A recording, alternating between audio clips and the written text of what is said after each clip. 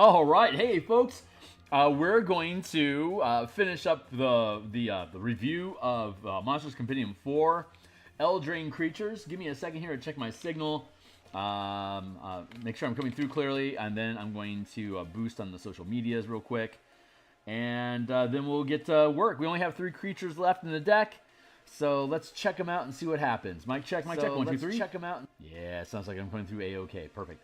So I'm going to boost on the interwebs here real quick, and while I do so, I'm going to just go ahead and go through my intro spiel here. So my name is Phil Kearney. Hey, I create role-playing games, I illustrate them, and I publish them online, and I've been focusing my attention on Dungeons & Dragons 5th edition since the release of Guildmaster's Guide to Ravnica in 5th edition by Wizards of the Coast back in 2017? Jesus. When Ravnica is one of the cornerstone settings in the Magic the Gathering lore, and so when they imported it into Dungeons and Dragons, the hope was that they were going to have some formal language about color mana system, and they didn't. So that got me working on a color mana spell point variant rule system, which is linked in the description down below. It's 5 color mana spell point variant rules. It converts the 8 schools of magic and spell slots into a color mana system that it's not 100% perfect, of course, because there's some disparage between like MTG cards and D&D spells, but it's a really solid conversion mechanic that's easy to implement on anything, basically, that has a resource that you spend on spellcasting on D20 games in general. 5th edition, 3rd edition, Pathfinder 1. You could theoretically use it on Pathfinder 2, though that would take a little bit more work. Mutant Masterminds. Anything that uses a D20 high roll equals better. You can use that on primarily here for 5e. So we're going to continue diving into this. Let me get this out of the way here and say I've just posted I'm live here on the X Twitter platform. I'm at Phil Kearney. If you want to follow me there, you'll get notifications when I'm live. But best way to support the channel, like, subscribe, hit the bell icon to get notifications of when we're live in the future. I'm here 11 times per week. Here is the full playlist for the 9 episodes of converting these creatures into from MTG cards into D&D. You can find, let's see, here's the link, Discord there.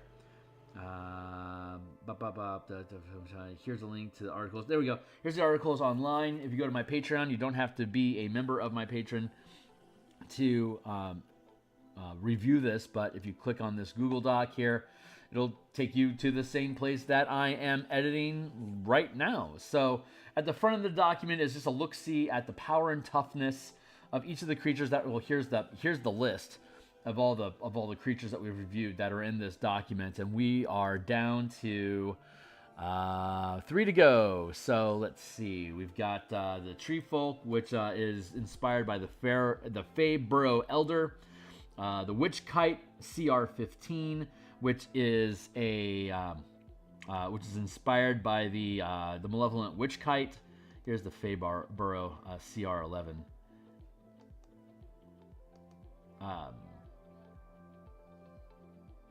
Does that work? Yeah, it does. No, I want to.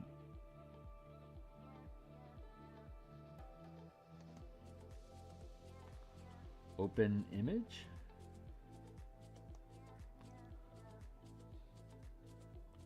I don't know what it was. Fey Burrow Elder MTG. I don't know why it's futzing, but there it is. It's futzing. There. Good enough. All right, so let's fetch that. Pull it up here. I don't need that. So we have the stats. We're going to convert the stats. We're going to look at how the stats are being played out using the color mana system that we already developed. And then we're going to take the mechanics from the card and convert them back into D&D ideas. And we're going to document all that stuff. So up here at the top, we're going to start off with the Tree Folk is a 0/0 with face roll gets a +1/+1 for each color among permanents you control. For each color among permanents you control, add 1 mana of that color. Huh. Its wide-reaching roots draw more than water. Vigilance.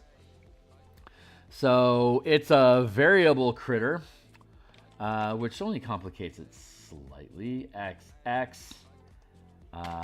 comma, tree folk. Let's go with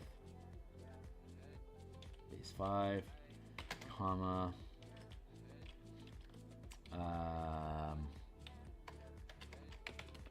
base 5.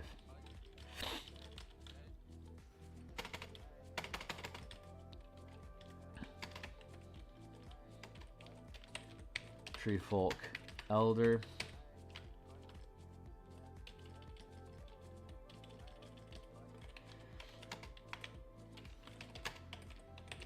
Since it's an XX variable, we're just marking it down with a base, assuming a base 5, which means you'd have all 5 color mana available. But none of the numbers here are really living up to any kind of conversion. Like 171 hit points here. So let's just drop that down into here. 171 hit points, and the amount of damage that it can do without chances of missing are, let's see, 25. And grapples. Okay. So 25 damage. That takes care of the front end here. So now we can focus on... Bloop.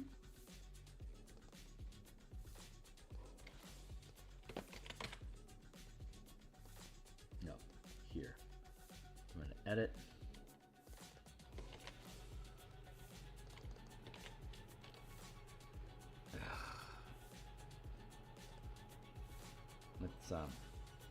Let's edit that again. Let's go with Fabro Elder.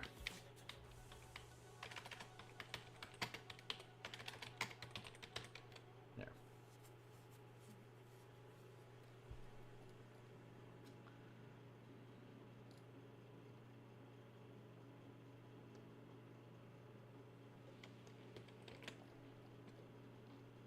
We're gonna do this.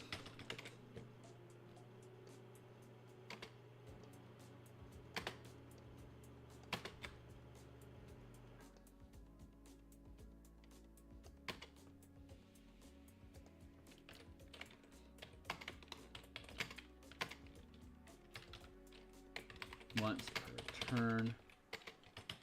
These are basically the frequencies that we have for things that they can do. If I have any notes about revision, is here. So let's start. For folks that are interested, the methodology that we're using, is that the right word? The methodology we're using to convert these cards is using the 5 color mana spell point variant rules that I created here on the DMsGuild. There's a whole bundle of books. But primarily right now we want to focus on the revised 5 color mana spell list, which is here. This is one sale, assuming that, yeah, I think it's about one sale away from going silver medal, which is ridiculous. So if you're interested in picking this up for at least 50 cents, it should be all I need to nudge me over the edge to get to a silver status. But color mana system, here we go. There's 5 colors: white, blue, black, red, green. Each of the colors represents a certain set of aspects of magic that exists inside of D&D. These are just general terms that align with different properties and abilities that exist inside of D&D and condition effects, right? So white has aspects of divination, or like divinity, like godhood, healing, light, protection, and restraint, like restraining strike, or like hold person, stuff like that. Blue magic is associated with air, illusion, mind magic, suppression, and water. Black magic is generally associated with control, entropy, fear, the soul, and darkness. Red, associated with aggression, earth, emotions, energy, impulsiveness. While green is animals, healing, plants, nature, spirits. You can see some crossover here between different things, like healing on both white and green. Black has soul and divinity. Blue has suppression, while white has restraint. Red has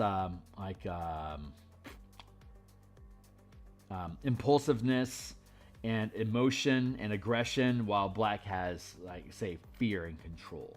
So there's some crossover. There's some interesting crossovers, like green and blue. Blue has air and water, while green is like nature and plants in general, as opposed to like red is earth. And I don't have it listed here specifically, but I can revise this and like add fire and lightning. Those are things that you see in red a lot. Actually, here's the damage types specifically: white, blue, black, red, green. And then here's the 10 damage types that exist inside of D&D. Bludgeoning, piercing, and slashing aren't factored in because they're just physical attacks. They can be devoted to anything. But the general energy types of damage for the 5 colors break down like this. You can see like white has 4. All of them have 4.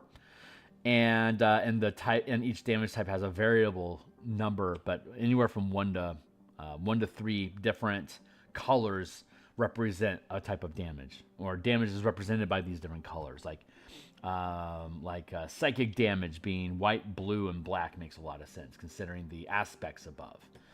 Fire, red has fire, force, lightning damage, as well as thunder, while green has acid, cold, poison, and thunder.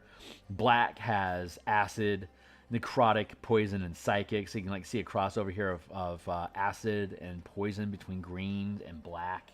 So there's some crossover things that exist here, which just makes these colors kind of align more naturally. So that's where we're going to be taking cues from, and as a result of what those color codings are with their aspects and damage types is generally how we see spells categorized. Using the spell point variant rules, it's 1 spell point per level of spell. Of at least 1 mana has to be devoted to the color of spell that you're casting. So if I wanted to cast Chromatic Orb, I could use literally any color because it deals all the types of damage, and that it goes across the entire array. I don't necessarily have to use green or black magic if I want to use acid damage with Chromatic Orb, but bonus points if you do, and by that I would mean inspiration points. Congratulations. Divine Favor, divination is divinity based, so that's white. Ensnaring Strike is growing roots from a bow shot or an attack that you have. That's green by nature, though we could have it bend into white or blue if we needed to. Entangle, same sort of story there. So this is we'll be integrating in September 2024 when the new book comes out, the new Player's Handbook comes out. We'll be updating all the color mana stuff. We'll be integrating this into the books, and we'll be giving the actual books themselves a facelift. But you are welcome to check all these things out. For those that don't know, here's the bundle. It's linked down below, right here, and here's the spell point warlocks that go along with it. Here. We also have the elemental key, which uses the 4 colors, the 4 elements: air, earth, fire, and water, as well as the colors of green, blue, and red.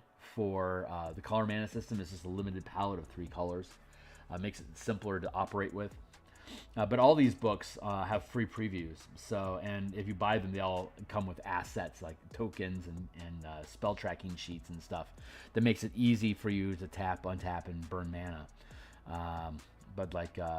Sources of magic, here you go.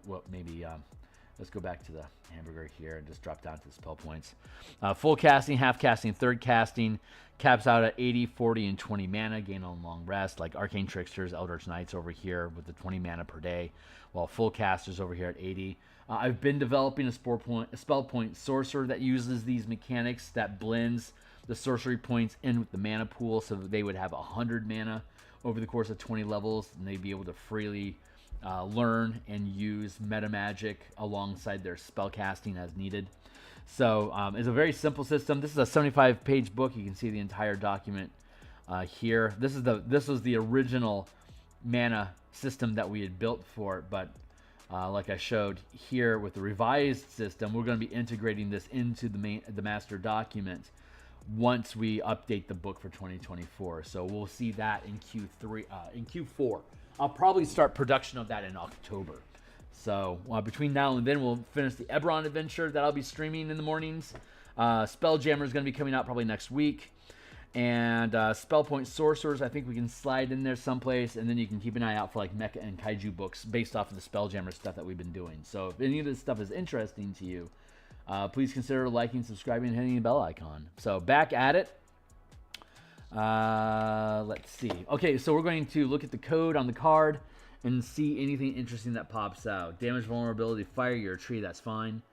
CR11, okay. Plant camouflage. Tree folks have advantage on dexterity. Stealth checks to make it makes in 4 strengths because it looks like a tree.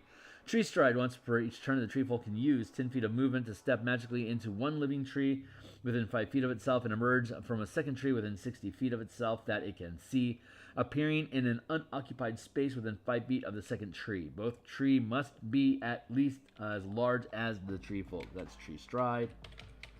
Tree stride equals green effect. We already know tree stride is a green effect, but let's drop down here to prove it. 5th level spell, if I'm not mistaken. Tree stride, green, obvious. Let's keep it going.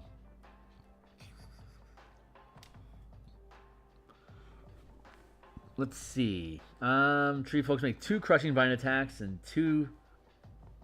Oh, it's 2, so it'd be 25. It'd be 50 damage, not 25. Not that it matters. The damage thresholds on these things are all over the place, so you can't really convert CR hit points and damage to the power toughness score on a Magic Gathering card. If you use an alternate system, if you use an alternate resolution system like what we developed for the Spelljammer Eberron Orbit campaign. The Asteroid Belt mining campaign that I've been streaming here online, you actually can use Magic the Gathering power and toughness as a conversion guide for how difficult creatures are to fight using our simplified D20 system. But I digress. Crushing Vines, bludgeoning damage, restraint. Crushing Vines.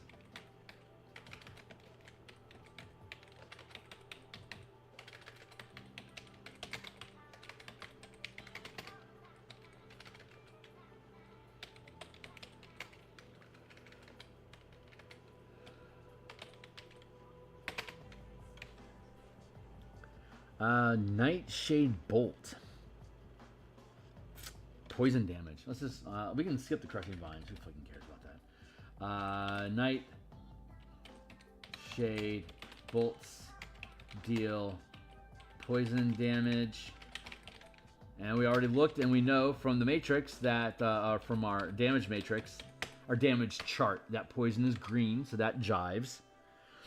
I believe this is a green-based card. It should be. 1 green and white. That's okay. Like we were talking about, like white being restraint. Spellcasting. Let's look at spellcasting.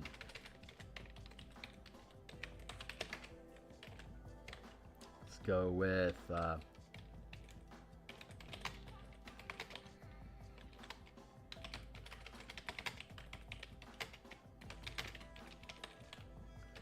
Cantrip, that we know that's green. Druidcraft we know is green.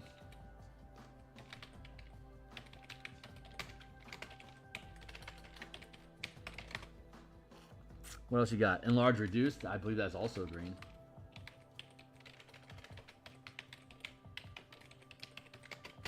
Let's verify. I'm not 100% on that. First level spell. No, is it second? I can never remember. Enlarge, reduce. Blue, red, and green. Cool. So far, we're on point. Speak with plants. That also equals green. We know that. Commune with nature. Also green. Easy peasy. Bonus action. Oaken Boon. The tree folk blessed one creature other than itself that it can see within 60 feet with the might and wisdom of the forest. While blessed this way, a creature can use the tree folk's tree stride trait and gains 5 temporary hit points at the start of each of its turns. This blessing lasts 1 minute until the tree folk has the incapacitated decision or until the tree folk uses this bonus action again. Oaken Boon. Oaken Boon.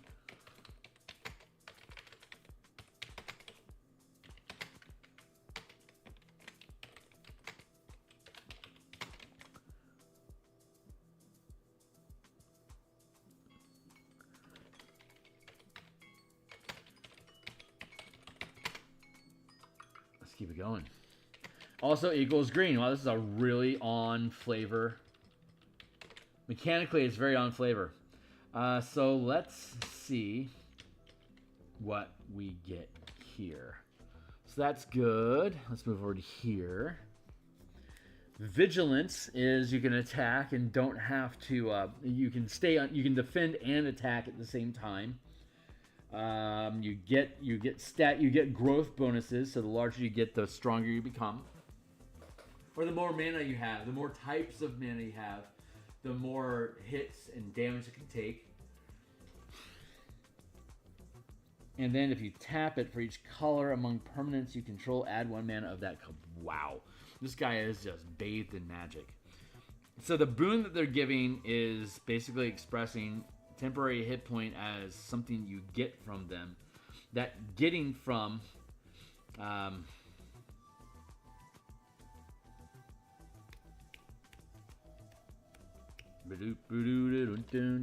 Is there vigilance in here somewhere already?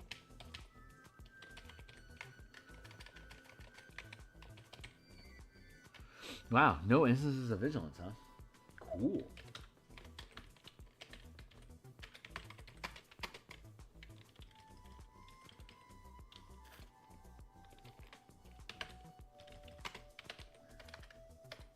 Let's see. Vigilance is an effect that allows you to attack and defend at the same time. So how would we express that in D&D terms?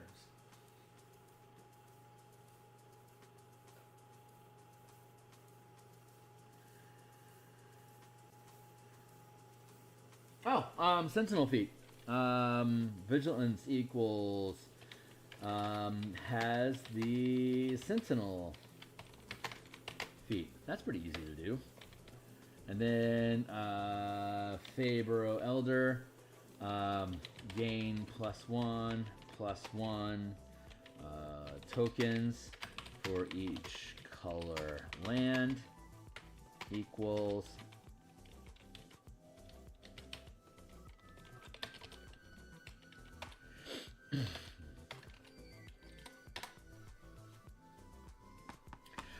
so it's each land type, each land color. There's 5 a maximum. I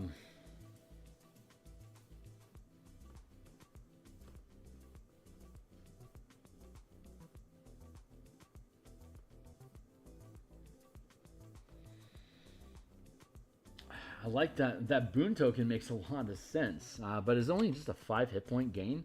Let's look at that boon again. Oaken boon. While blessed this way, creature can use Treefolk's Stride ability trait and gains 5 temporary hit points at the start of each of its turns.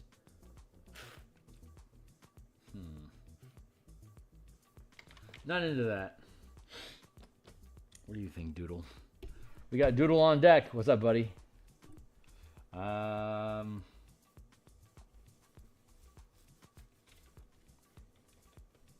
then there's also the tap to gain total mana equal to each color land equals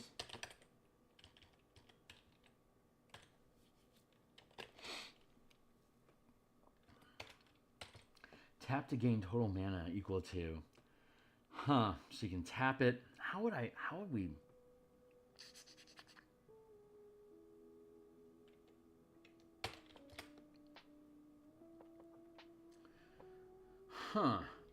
gain +1/+1 token for each color land. This is proving to be more difficult than I thought it would. Gain a plus, because how would I translate that into something? This is supposed to benefit the player, not necessarily the creature. I can see why they gave it Tree Stride, because that boon is a neat idea.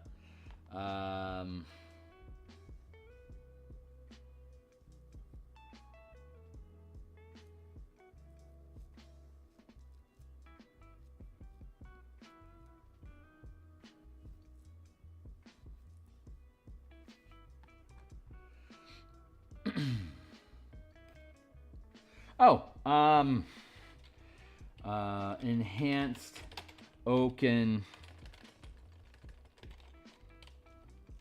Enhanced Oaken Boon. Gain 5 THP per round for each color in your pool. There you go. That makes a lot of sense. You can have up to 5 colors in your mana pool if you want to break up your mana pool that much. But in this instance, it would give you, if you have all 5 colors in your pool, it'd give you 25 mana. That's really fucking good. I like that. That makes a lot of sense. Bring that to there, and then tap to gain total mana equal to each color. Equals Enhanced Oaken Boon.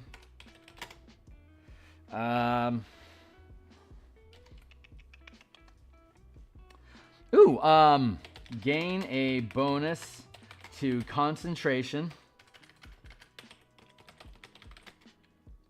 saves equal to the number for gain a cumulative +1 bonus to concentration saves for each color in your pool, up to 5. So, if you had 5 colors in your mana pool, while you have the Oaken Boon, you'd get a +5 bonus to any concentration saving throws that you need to make. And you'd get, if you had 5 colors, you get 25. Most characters, like in the Ravnica Rubble Belt Hexcrawl campaign, Hexcrawl Westmarch campaign that we're going to be playtesting for the martial power system, characters on average will only have 2 colors, maybe 1, possibly 2. So the buff that they would get would be 10 temporary hit points per round while benefiting from the Oaken Boon.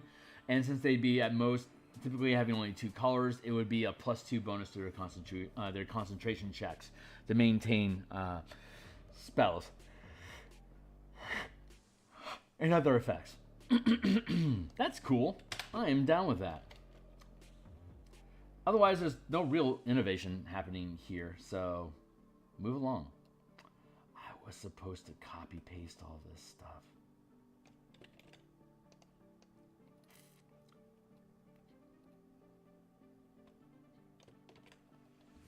I'd say the big takeaway from here is vigilance.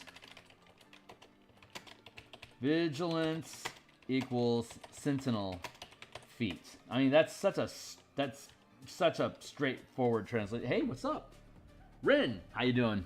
I don't think I've seen you around, Ren. Have I just forgotten you, or is that true? You're new to the channel. Welcome to it. Here, let's strip out all this. And then we'll strip this out.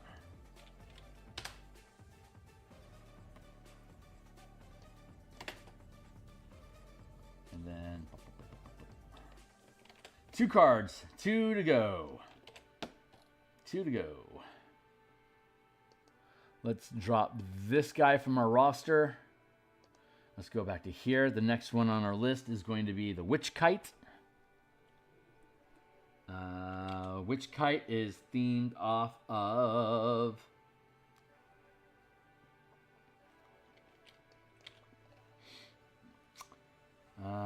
Witch Kite. There we go. Malevolent Witch Kite. Let's click on that to pull up in the card. And then first thing we want to do is just catalog the number of hit points that it has. Jesus, 220. What is the kick on this guy? Open image. Holy Hannah.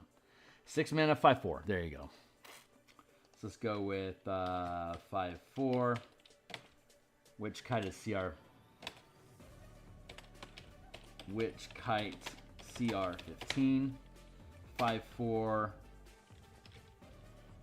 That's going to translate into, from D&D, the 4 hit points is, see that CR4, the 220 hit points for a 4 toughness creature, it doesn't jive like at all. So X, and then X Witch Kite CR 15. What kind of damage do you do, buddy? What kind of damage do you do? Let's look. Multi-attack, 2 rend attacks, and uses Malevolent Flare. Rends not taking hit chances into account. 16 times 2. That's only 32. What about Malevolent Flare? Green Tinge Flame at 1 creature it can see within 60 feet of itself. The target must make a DC 17, or if it fails, takes 22 fire damage and suffers an effect, which is either a reaction of melee attack against another, which card choose. Target takes 13 psychic damage. So that's going to be 22 damage on average. It could be half of that, but then you get the 13. So let's just average that 22 plus the 32. That's going to be 54. So we're going to call his damage capacity 54.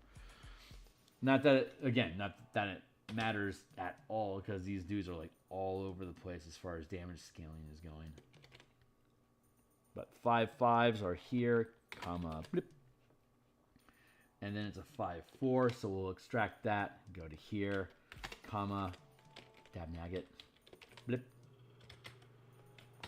There. And so that'll take care of that for now. Let's start breaking down how the card do.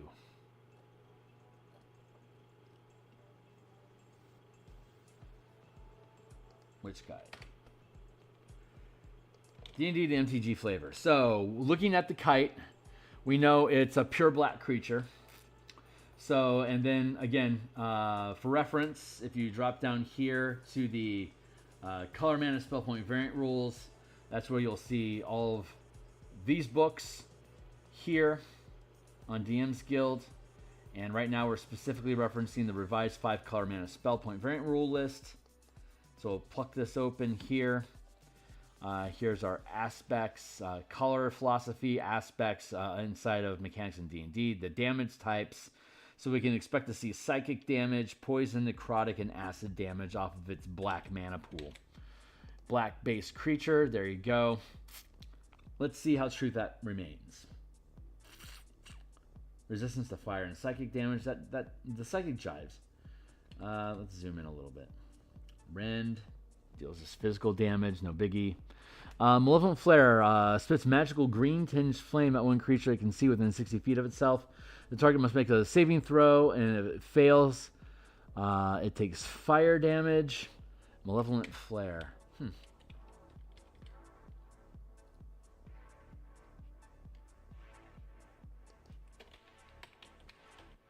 Malevolent Flare equals fire damage. Red color. Fire is always red. In Magic, it's always red. So, and in D&D, it's always red. So that's a misflavor. Like if it was a red black card, that totally makes sense. They're just being flavorful, but not thinking specifically about consistent mechanics. But target must use its reaction to make a melee attack against another creature of the witch kite's choice that is within reach, or it takes psychic damage. Those are both very black in flavor. So we have must use reaction to attack ally equals black control function, and psychic damage equals black. So the fire being expressed as fire is poor flavor considering the general nature of the cards, but the added psychic damage and black is fine. I mean, you could make fire be black instead of red, but if it was a spell, you'd have to learn the spell as a red, and then you'd have to either research it so it was black, or learn it a second time so you could switch the color. Which is a subtle nerf to casters. They either have to break up their mana pool into various different colors that dilutes their potency, or they're going to spend additional spell memorizations to get their mana pool curved the way that they want it to, or they're going to spend money in downtime to default those spells to the colors that they want. In either circumstance, it's eating time and potentially time or resources to convert those cards to be a pure mana pool. Like, you could have healing spells as a Rakdos Cleric, but since healing is normally a white or a green spell, and Rakdos is black and red, then you'd either have to research the spell to use black or red mana, or when you learn a healing spell as a white or green with white or green mana, you wouldn't be able to cast it until you memorize it again a second time to get it into either black or red mana. You could memorize a third time to have it in both black and red mana, but at some point that becomes inefficient, because every time you take a short or a long rest, you can swap out all the colors of all the mana that remains in your pool. You can just change what color they're devoted to. But like a Rakdos, again, Rakdos would only have black and red. So you're either adding more black or more red or leaving it even. So, but you have that flex. Malevolent Fire. It's fire damage. Equals.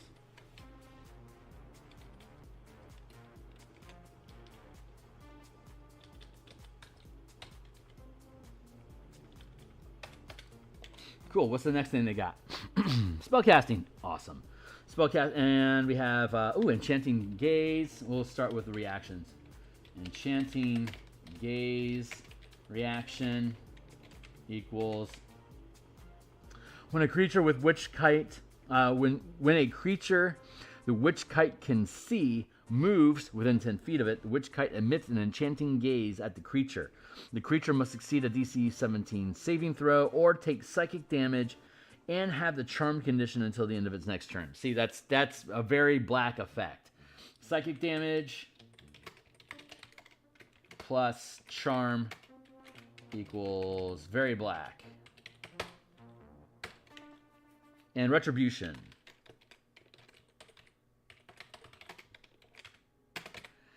Immediately after taking damage from a melee attack, the Witch Kite makes one rend attack against the attacker.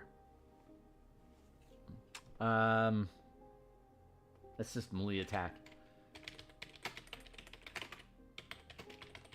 Any color will do there. But then we have spellcasting. Haha.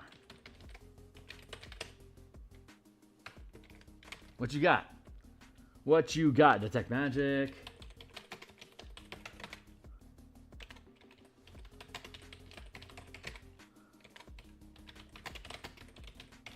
Speak with dead. Detect thoughts. Dimension door. Hold monster.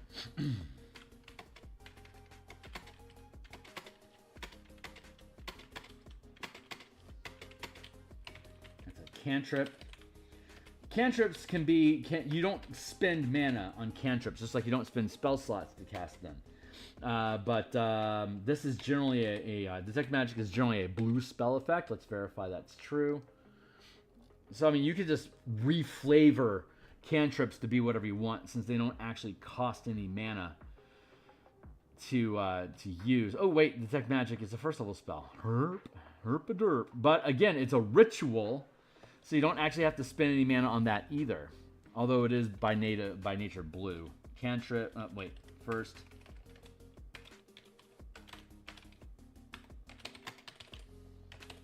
So you can ignore the blue mana condition because it is a ritual. What else you got? What you got? Minor Illusion. I think that's a cantrip. See?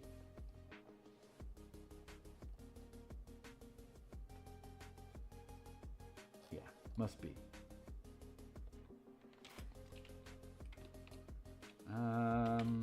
Cantrip.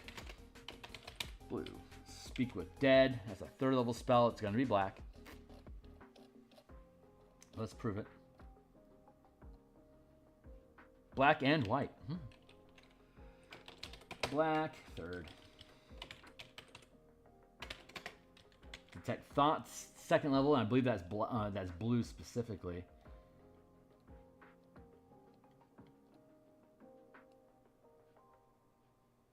Yeah, blue.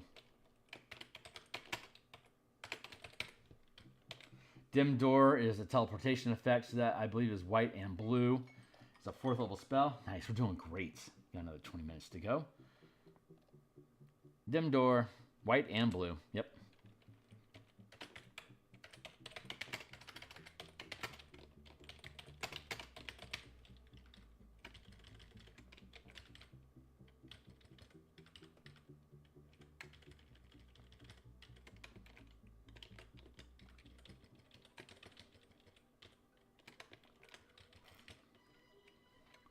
And then Hold Monster is a 5th level spell, and that should be black. I think it's white, black, and blue. White. Oh, interesting. White, blue, and green.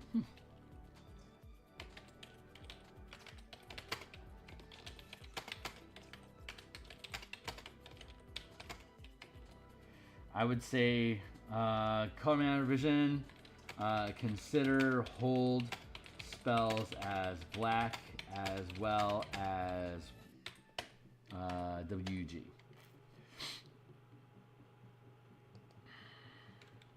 Again, it doesn't have to align with it. These are flavors. They're adding flavor to the spell. I don't expect them to be compliant with my color mana. But again, a character could have all of these spells be black specific spells by learning them a second time. Hold Person as a white, green, blue spell, and then learn it again, so that specifically allows you to use black. Or you could just research it so it's always black whenever you memorize it. Perfectly fine. Let's look at what this guy also has going for him. Dragon Warlock. Flying. When Malevolent Witch Kite enters the battlefield, sacrifice any number of artifacts, enchantments, or tokens. Then draw that many cards. So a sacrifice effect is... I think we did something on that with the Snapping Hydra. Hold on, let's go check that out.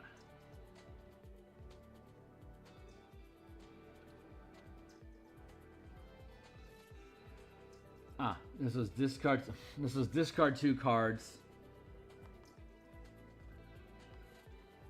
Alternate option, target that fails Mournful Keening are affected by Dispel Magic. So discarding card effects has been a magic resistance or dispel effect. Destroy target artifact or enchantment. When bite hits, target is affected by Dispel Magic. Use Dispel and Counter Magic a lot because, MTG. Let's see if there's something else up here.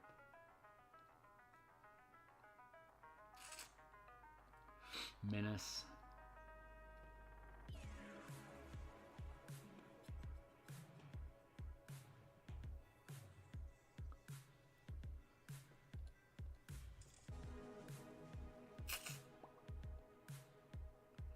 Dizzying Swoop.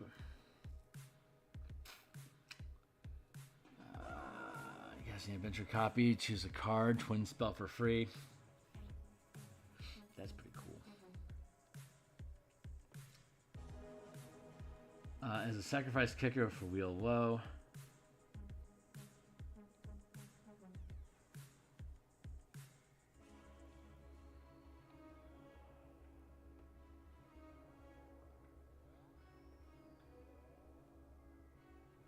Bargain Flesh. 2 mana attacks to recast. Negotiate Life.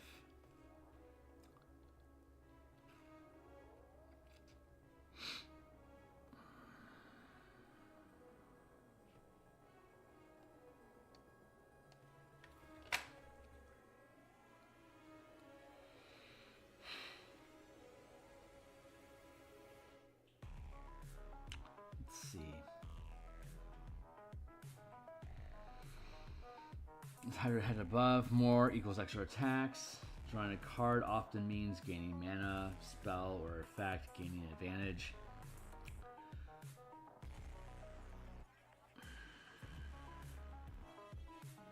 Tap. A single use action for a creature each turn. Here we see tap plus mana effect equals hit points as a per sweet victory. Action to eat corpse. Toughness 1 equals 5 temporary hit points. Whenever you cast a spell, your opponent's turn up to 1 target creature, -1/-1. Bane. Use flame, light, at will, celebration effect.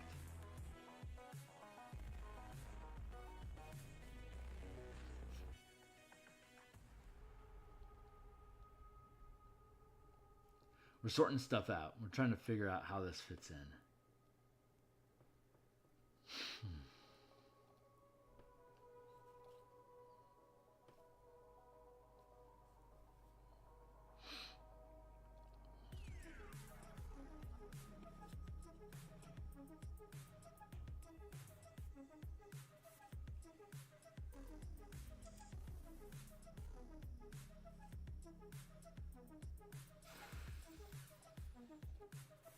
Huh. Okay. Well, there is nothing specifically in here that leads us, so we get to make up new ground. So I want to make sure I wasn't missing something. So...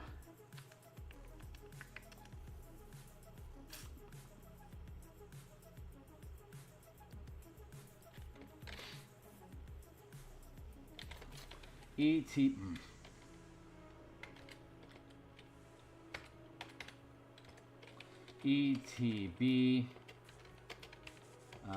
plus sack artifacts, enchantments, tokens equals to draw cards. Drawing cards generally means getting access to a new spell or regaining mana or possibly hit points or hit dice. So, enter the battlefield effect at the beginning of its turn. So that would be ETB means at the beginning of each of its turns equals at the beginning of its turn.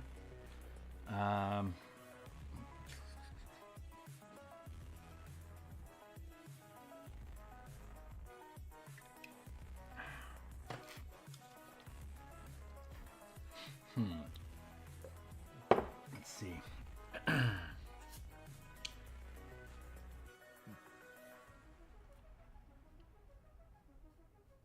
It has to sacrifice something. It could sacrifice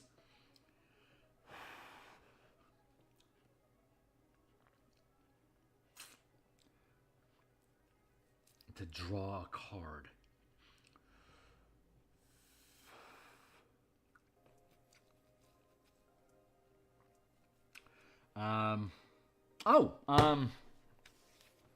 Let's do this. At the beginning of its turn, can forego reactions this turn to cast an extra spell. And hold on, what about the other spell effects once per day? At will, and then once per day.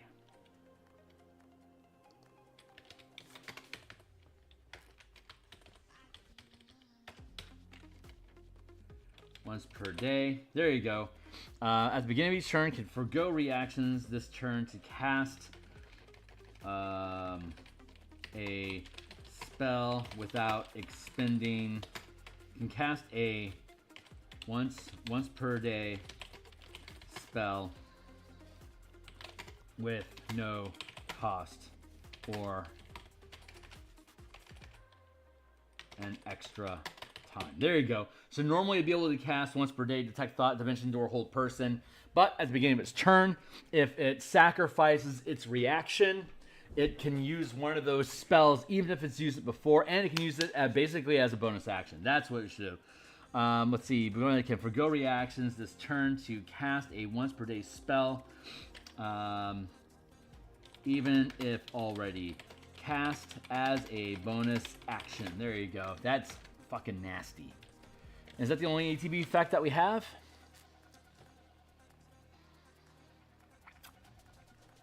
And draw that many cards. No, that's good enough. That's good enough. So let's go ahead and kick that one down there, and we are on to our last creature. So let's see. Color mana effects. ETB equals beginning of turn. Sacrifice mechanic equals give up action economy or resource. There we go. So the last card we have to work on is the Witch Stalker, which is coming off of the Fierce Witch Stalker. Right here, which is a green critter. That's cool. Let's get you out of the way. Green critter equals a 4/4. So we'll go back up here to our handy dandy stack. We'll go 4/4. And we're calling this guy the Witch Stalker. Witch Stalker CR6. 6.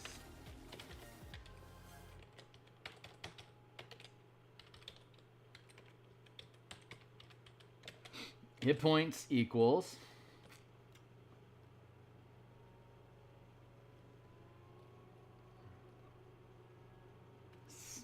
82.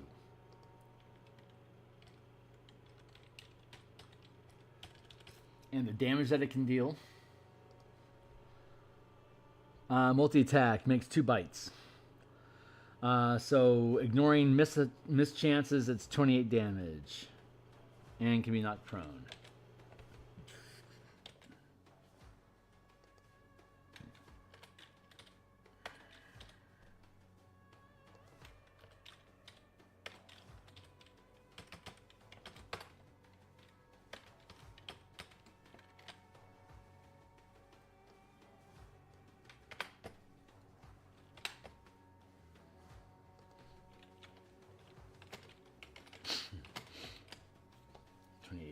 Cool. All right, cool. That caps that off. And so I can just leave it up. Why not? Okay, cool. Let's see all the cool stuff. What is this guy? What does this guy got? He's green based. That's cool.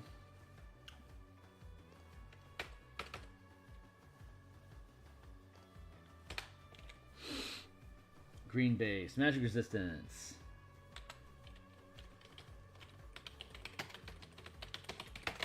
What else? Smell magic, I love it. The Witch Stalker can sense the presence of locations of magic within 120 feet of itself. It also has advantage on attack rolls against creatures that have cast a spell since the end of his Witch Stalker's turn. So the magic equals detect magic within 120 feet and has advantage against spell cast since last round. That feels like a blue ability, honestly. That's okay.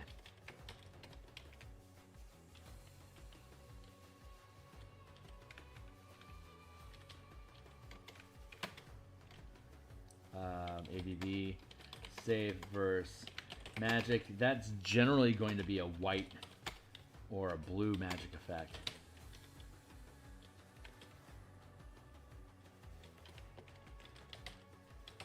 Actually, that's generally just a blue effect. No, it's suppression. That's also blue. There. So that's legit. So far, we're not really racking up the green very much over on this guy, but that's okay. It's a flavor. It's a mood. We'll go with it. Let's see. Multi-attack bites. Mind-racking howl. The Witch Stalker unleashes a terrible howl, and each creature within 30 feet of it that isn't a monstrosity must make a wisdom saving throw. On a failed save, it takes psychic damage and has disadvantage on constitution saving throws to maintain concentration. So the end of the next turn, on a successful save, creature takes half damage. Okay, mind-racking howl.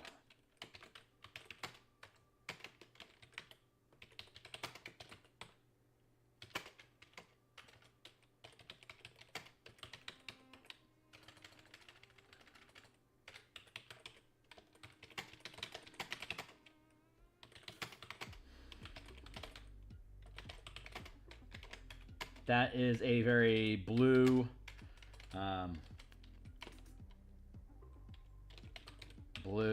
black effect, not green. Not a lot of green going on with this dude. Spell Stalk. cool title. Immediately after a creature within 120 feet of the Witch Stalker casts a spell, the Witch Stalker magically teleports to an unoccupied space it can see within 5 feet of the creature and can make a bite attack. I love that. So, Spell Stalk.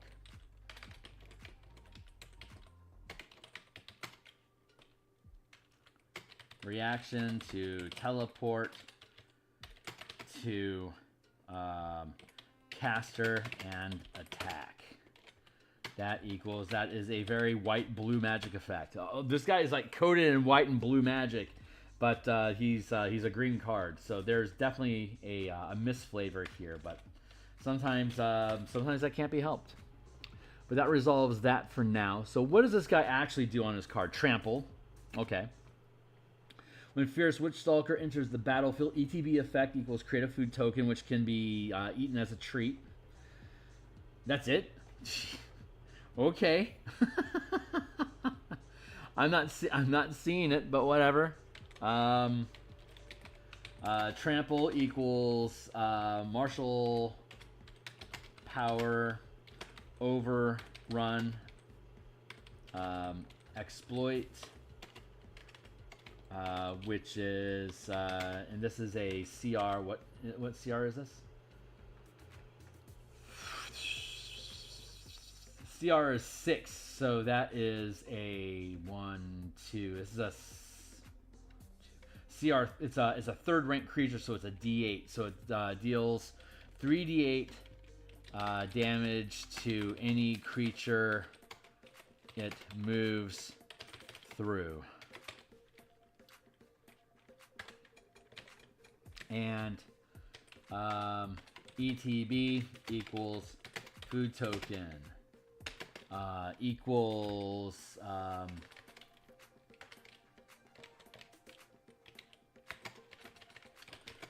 when eaten, the wolf acts as a chef's treat. There you go.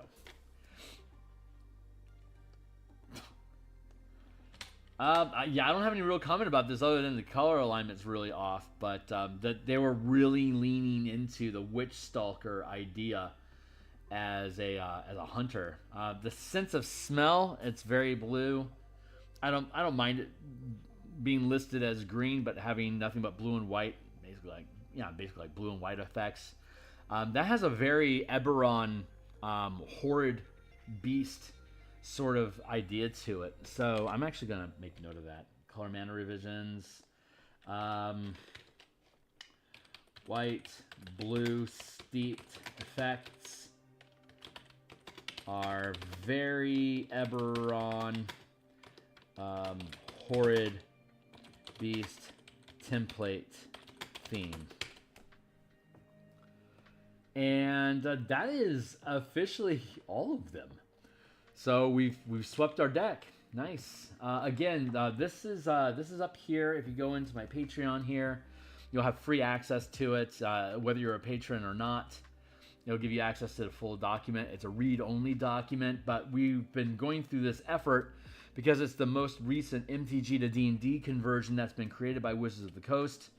So once we go back in September to rebuild the color mana spell point variant rule system that we already have on the DMsGuild, we're going to rebuild it using the new 2024 tech that comes out in September, while also integrating Ravnica, Strixhaven, and Theros into the book as the base settings that already exist. Anyone that picks this stuff up now will automatically get the revision once it's created, and I'm going to begin that revision here on stream probably in October. So we'll go through the player's handbook to look at all the changes that have been made to classes to see how we can implement those in the color mana system that we've created thus far. I'm really looking forward to that process. So, all right, so that's it for today, guys. I'm going to bounce on out of here. Ren, hey, thanks for showing up. Anyone else that checks us out in the future? Again, I am here 11 times per week. So like, subscribe, hit the bell icon to get notifications of when I am live in the future. I'll be back tomorrow morning on my Saturday morning workbench, breaking up maps for the Spelljammer Light of Xeraxis campaign into printable into segments that can be printed and then assembled together at your kitchen table. On Monday, we'll probably be we'll be continuing with the Spelljammer ship stat sheets and breaking up the assets, the map assets, and then all the token assets into individual files to pull into the zip file to then publish with the Spelljammer document that we finished yesterday. Check out my Spelljammer streams, the most recent stuff to see where we're at with it. It's fucking fantastic. So thanks a lot anyone that checks this stuff out in the future, and I hope you have a great day. See you tomorrow.